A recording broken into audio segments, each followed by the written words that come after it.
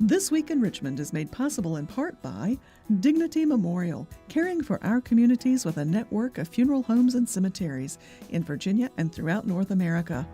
More information about Dignity Memorial's providers is online at dignitymemorial.com. Alpha Natural Resources. Consistent with its Running Right process, Alpha is an energy company committed to being a leader in mine safety and an environmental steward. We fuel progress around the world. More information at alphanr.com. Haley Buick GMC, the place for a new Verano or terrain Denali, on Midlothian Turnpike in Richmond and online at haleybuickgmc.com. Taking it to the streets and helping our community. Intelligent Illuminations. We make streetlights smart and give you control, providing secure point-to-point wireless solutions for roadway and area lighting, helping you manage, monitor, and control your streetlights. More information at ilooms.com. The Virginia Chamber of Commerce, the voice of the Virginia business community, working in legislative, regulatory, and political arenas to promote the free enterprise system. Information at vachamber.com. I just received a letter from a student who thanked me for instilling the love of math in him. That's why I teach. Brought to you by the Virginia Education Association, because a good education is good for everybody. Additional support is provided by these sponsors.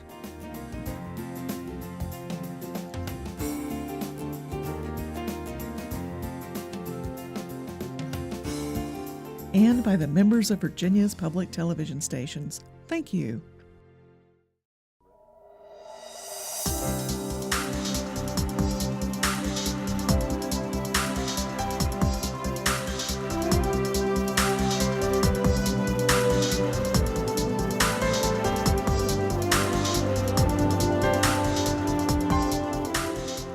Welcome to This Week in Richmond, and a very special welcome to Senator Frank Ruff and to Delegate Lee Ware. Thank you, David. Two committee chairs, two people young as you are with some seniority.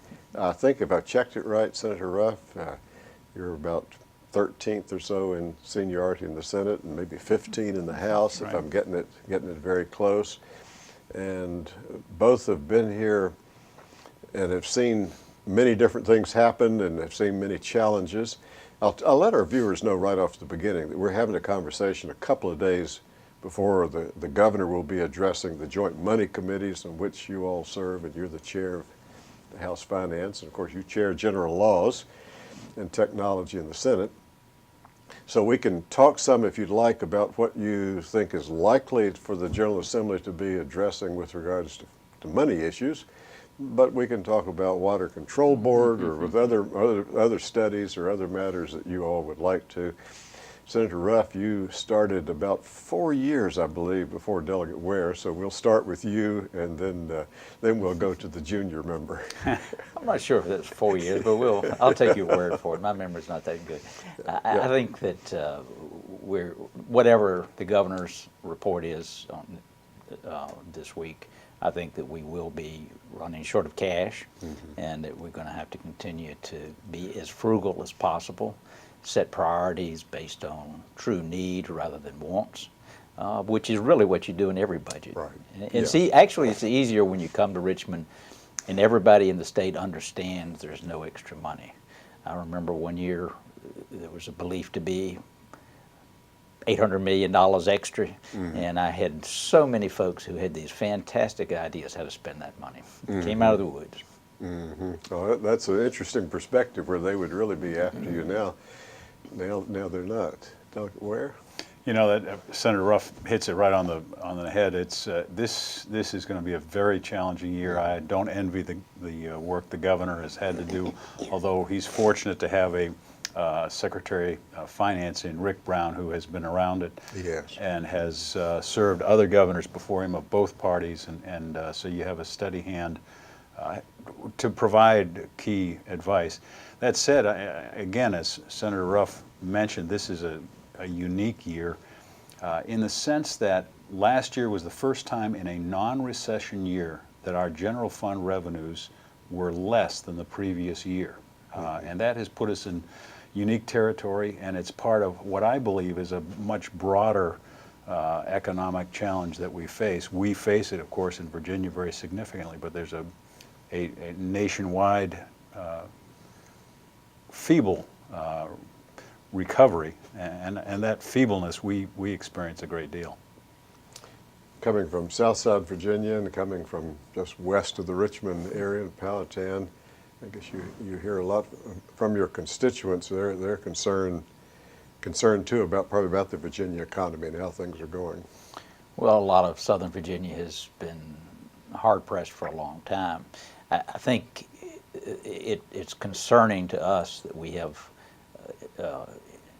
international companies that are interested in coming to the region of rural Virginia, Southern Virginia, but every time they take a step forward, something in the economy from Washington makes them think, well, let's wait and think about this a little bit more. And it's awfully hard to get that traction that's necessary. Yes. Lee? And adding on to that, we are affected by what's going on in Washington and the uncertainties that are there. Sequestration and the effect that has had, particularly on defense and defense procurement, has had a huge impact on Virginia. Historically, we've been fortunate to have a fairly diversified economy: agriculture, manufacturing, forestry, quite a number of different sectors that provide for our economy. But in recent years, we have become, particularly in Northern Virginia and in Tidewater, very much reliant upon defense spending and the procurement that goes with that. And with that diminishment of those discretionary funds in Washington, it has dramatically affected particularly Northern Virginia. And again, I'll put some statistics with it. I've just been looking back through. 69% of our revenue for the general fund comes from income tax. And with the downturn in those high-paying jobs related to the defense industry, that has had a significant effect in Northern Virginia. You both serve important roles on the money committees, on Senate Finance in the Senate and House Finance. Our regular viewers know that the House has two committees, for the Senate one, but the Finance Committee, where any matters pertaining to taxation come before your committee, and appropriations deals with the rest. Senator Ruff, you've got both sides coming your way in the Senate committee. Having laid that out for some of our viewers, are you aware, as we are nearing the end of 2014, the session just around the corner, of any push from any of your colleagues, both in your party or in the other party, who are saying that certain revenues should be adjusted? There has been a story in the papers about a proposal to eliminate the car tax, which would certainly put money into the equation. I do not see that happening. Our goal is to be as frugal with the taxpayers' money as possible. To shift that from them paying the state or paying the state paying that tax and putting it back on them as individuals does not serve any great purpose. Lee? At the same time, and of course this is before the governor has given us his yes. Report, but he has talked about tax reform of various kinds, and there is a committee, and I don't know, Frank, if you serve on it, but on tax preferences, that has reviewed a variety of the tax preferences that exist in the code. And given the time we are in, it seems to me highly likely, first, that the governor may propose some revision to that. And I have heard some conversation among members of the House and Senate to look again at some of the tax preferences that may have made sense in the robust fiscal times of earlier in this century, in the 20-aughts. So I think we do need to revisit it, and again, set priorities that recognize our financial reality in 2014 going into 15, as opposed to what it would have been 15 years ago or 25 years ago. Delegate Ware is exactly right. That, a lot of things that occurred in the past have moved forward because of momentum. and not necessarily because they're accomplishing what they set out to go do. So I think it's wise to go back and review everything. I don't know that what will to be taken off the table, but I think that there should be a reconsideration on everything on a regular basis. Now, your local governments, I wonder, are you hearing from them? Because if I follow some of what I see and what I hear in the news, I hear some concerns at different parts of the Commonwealth where the local governments are concerned about some declining of their revenue, and yet they've still got to do their part in paying the teachers and the public safety and whatever else they feel they need to do. So I know that you don't represent, from my perspective, you don't represent local governments, you represent your constituency, but they come from a variety of local governments in Southside and more than just one here in the greater Richmond area. So again, from what you might be hearing or what you think your colleagues are hearing about their abilities to hold the line, provide the services without their needing to increase revenues. Well, nobody likes their budget cut. In your family, you Right. don't like your budget cut. So obviously that's kind of like talking about the weather. There's always a reason to complain about it. But the reality is that in tough times, it forces you to make harder decisions. And I'm hoping that we'll back down on a mandate or two that we can just to relieve some of that temporary pressure. Mm-hmm. I think that would be excellent. I think if we are able to, given the times we're in, dial back on the mandates that we have imposed on the localities, I think it'd be a plus for them in terms of the flexibility that they have with their money. And yes, to come back to your question, I have heard from all 4 of the localities that I represent, You have. and several of them are have a relatively strong economy. Their businesses have moved along, and yet at the same time, their public financing has been fairly static or only modest increases, and there are some places where it's for years since teachers have had a pay increase, and when you come to that, and you look at the budget we're facing this year, they're apprehensive, and I think there's probably reason to be apprehensive going into this session. You know, there was some discussion back several months ago that thinking that it might have been just a one-time or one-year issue with capital gains taxes and that sort of issue, but I think the more it's been looked at both by legislators and by the administration, it does appear what you said before, whether it's sequestration that's affected military spending, or as some would say, losing high-paying jobs and replacing them with lower-paying jobs, that this is not going to be just a 1 or 2 year issue. That's going to be a challenge to adjust going forward. Well, I think that brings us to the point that we have to focus on economic development, and I think the governor is right in making that effort. But what I'm hearing from economic development prospects is the issue of workforce training more than anything else. Mm-hmm. They're sure they like lower tax rates, they like tax breaks, things like that. But their most important issue is to be able to find capable employees that they can depend on. And I think that we've dropped the ball in making sure that our workforce is up to date. We've got a lot of folks that are within range, if not already there, of retiring. They've made the decision not to retire yet for whatever reason. But these are high-paying jobs that we're not producing enough to replace them, and we've got to change the model. Last year I had legislation to do it. The House wanted to study it for a year. JLARC looked at it. They concluded the same thing that we concluded a decade ago, that we're not efficient at it, and we need to change what we're doing, and I'm hoping that will take us to the point of working through this legislation and getting people that are capable of learning and being trained into a good paying jobs. And following up a little bit on that JLARC HART, for our viewers, the Joint Legislative Audit and Review Commission. It's JLARC to those of us here around the Capitol Square.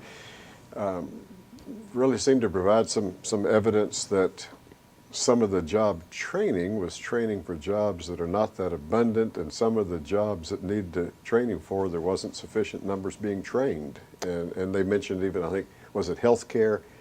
One of the areas that's high growth that we weren't really doing enough in our job training to try to get people prepared for that. In the academic world, and a lot of the workforce training is done at the community colleges, but in the academic setting, the tradition is to let the professor determine what's going to be taught in that class, and then he grades according to the way he wants to grade. Well, that's not usable in work skills. You need more emphasis on independent certification, so that the buying customer, the manufacturer, the business knows that they're getting a value for their valuable asset when they hire somebody. Yeah, the credential and coming out with credentials is really important to business and industry, and so that I think we can look for a push on that. And as we've moved away from, you're discussing about the budget issue, what are some other issues? Lee, if I turn to you, some other issues, certainly the workforce training that Senator Ruff's going to mention, I think is going to be one that you all will wrestle with in both chambers. Do you have some others either that you're proposing or your colleagues over in the House?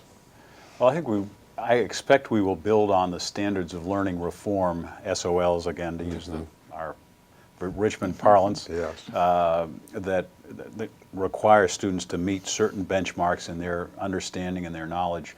We reduce the number of tests without, in my judgment, diminishing the bar for students grades 3 through 8 during this year, and we installed in that along with that a group who will review standards of learning here in Virginia to make sure that we are calibrating those to what we should be requiring of students by the time they graduate from high school. I would look for some more fine-tuning of that, and I certainly think it's something we need to continue to look at year by year. We can't rest on our laurels, although I think there are a number of positive things that have come through the years with the standards of learning for young people. General Laws Committee issues or other issues, Senator Ruff, that you think will be pretty soon percolating to the top in January? Well, we've had a joint effort with the House and the Senate working together over the last 2 years with those who involved in the procurement of services or whatnot in the government process, either from local government or state government. That process was a 2-year process, and we will be having legislation that will hopefully give those who need those services comfort and those who provide those services comfort. We've gotten to a point over the last few years where this new method of procurement came into being and there was no regulation or limited regulation on it. And I think we need to make sure that everybody's getting the best service for the dollar, and I think that's what the goal there is. Ethics reform, that's on everyone's mind, certainly I guess on your all's. That's just using the broad brush with it, but what do you see? Lee, if I start with you, what do you see? I think the House, I believe the House Republican Caucus has made a proposal. They have. The leadership of the House Republican Caucus has made a proposal, and the two principal prongs of that are that first there be a cap on gifts of $100, no more than that for gifts to legislators from any entity. And the second requirement would be to establish an ethics review panel that would look at things that came our way for opportunities. And I think principally here of those circumstances where we get an invitation to a conference or group that we go to get information on what other states are doing. There's a National Conference of State Legislators, and there are other multi-state gatherings. And I think if you're going to travel out of state, there's going to be expense to it. I think we'd like to have somebody review that and say, does this meet the criteria? Mm-hmm. Will there be something gained by the legislators going to these educational conferences? And I think that's altogether fitting. I take a little bit different perspective of this. I think it's a great news media issue. Mm-hmm. But I don't know that you can pass laws that that really affect ethics. Somebody either has them or they don't have them. If you're talking about $100 fine, I'm not sure that is any changes the equation at all. I think we just need to make sure that we report everything that we do, and let the public make that decision. I don't think that anybody wants to hire any crooks to represent them in Richmond, but I don't think that arbitrary $100 or $200 numbers really have much bearing on how the public perceives us. Two different opinions, sounds like, or do you share some of what Senator Ruff? I don't disagree with that, and I think Virginia has been well served by a couple of things. Number one, a culture which in general has not had the kind of violations and ethics shortfalls that you've seen in some of our sister states. And I do think that you've got to rely upon people to be who they say they are as they present themselves to their neighbors. And the other thing is transparency. And you've been involved in this, David, I know for years, that encouraging through various means a transparent statement of economic interests by others, legislators and others who are involved in public office. So I guess while that issue is still to be worked out, there's whether it's this issue or other issues. I'll just make an editorial comment, and you can disagree or agree that sometimes when an issue gets hot, there can be potential for overreacting, whatever the issue is, because of the pressure that's brought to bear. Well, I think this is a perfect example of that's going to happen. We're going to pass legislation about ethics, no question about that. It's just, in my mind, it's a silly maneuver. Well, let me mention, we just have a few more minutes. The issue that probably still will be back, and I know that you both have concern about people having health care. I know that that's a thorny issue for the General Assembly to resolve. So I guess my question is, do you see anything around the edges or anything that might be worked on health care issues? I'm not sure what it would be. I think that giving tax credits to doctors who are willing to work in free clinics, provide medication, things like that, makes more sense. I met with some doctors. There were probably 24 doctors in the room, and one or two of them raised the issue about expanding Medicaid. But the majority of them said, why? We can't break even on Medicaid as it is. If you take those same dollars and you split them among more people, we're not going to make any more money. So I think that they would rather see a patient not get paid and get some kind of credit on their taxes. Lee? Something like that makes a lot more sense, I think, than the highly regulated and underfunded process of Medicaid being expanded on promises that I don't think are sustainable for the long term. I do think more funding for free clinics is a possibility, and I think that, again, is a more targeted and less bureaucratically cumbersome way to help. So we know that whatever the issues are, it's going to be a short session, 46 days. It will only seem long. All right. But I would just say, as I thank you, Senator Ruff, and Delegate Ware for being on This Week in Richmond, would encourage the viewers in other people's districts, because I know your constituents are contacting you to say that as you roll through the holidays and it's coming into January, they need to be in touch with you before you arrive here on the 14th, because when you're here then, it's going to be just a crazy busy time for you and all of your colleagues until that adjournment takes place, hopefully on the last day of February. So thank you both very much for being on This Week in Richmond, and I hope you have good holidays and good rest and are back ready to go on January 14th. Thank you, and we appreciate the chance to be with you and see you before Christmas, and wish you well. Thank you. Thank you, David, for this opportunity.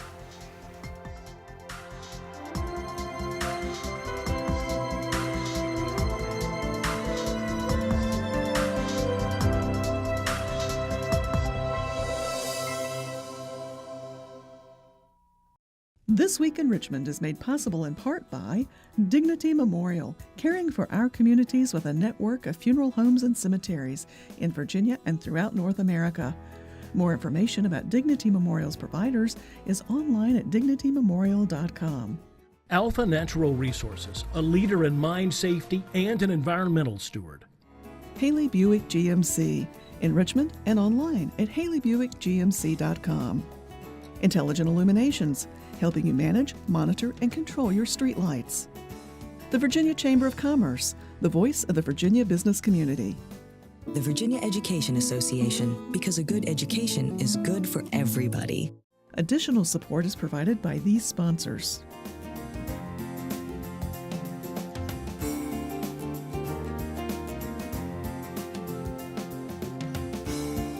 And by the members of Virginia's public television stations. Thank you.